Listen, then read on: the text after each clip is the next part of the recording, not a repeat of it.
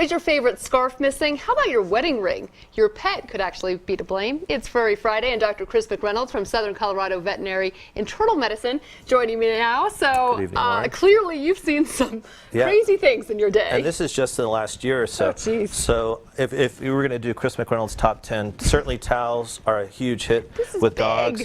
Socks are notorious, and they're often repeat offenders, where they'll do it, and then we'll see the dogs. This is an interesting one. Rocks. Why would they eat rocks? Well, anytime anybody does like fry food or something, you're like, what am I going to do with all that grease? They dump it outside. Dogs say, oh, that's real. No. And all of a sudden, we've removed many, many rocks. Mulch, the same thing.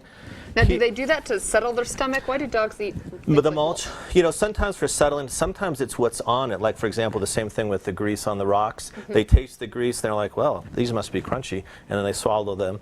I actually had a dog that had a tennis ball in for 6 months. Oh, poor baby. They were just dealing with vomiting once or twice a week, and they just thought that's what the dog was, and we had to go and remove.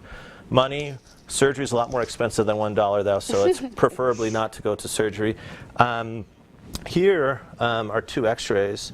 Can you see that, Lauren? What do you think that is? Bottle cap. Bottle cap. So that's the bottle cap. Ouch. And now this isn't a common animal that we see, but this is actually a turtle that the fisherman got really excited that he thought he had a world record on. But you see that fish hook right there? He swallowed it. He did. He wanted the worm. Well, if your dog does swallow a fish hook, the key is, you'd think, well, cut the line. Never cut the line, because what we can do is put it through a tube, and then we can actually put that tube right next to it and push it and be able to pull it without having to go to surgery. So if your dog does eat a fish hook, do not cut the fishing line. Okay. And then finally, a lot of times we get things, for example, like little screws or things like that.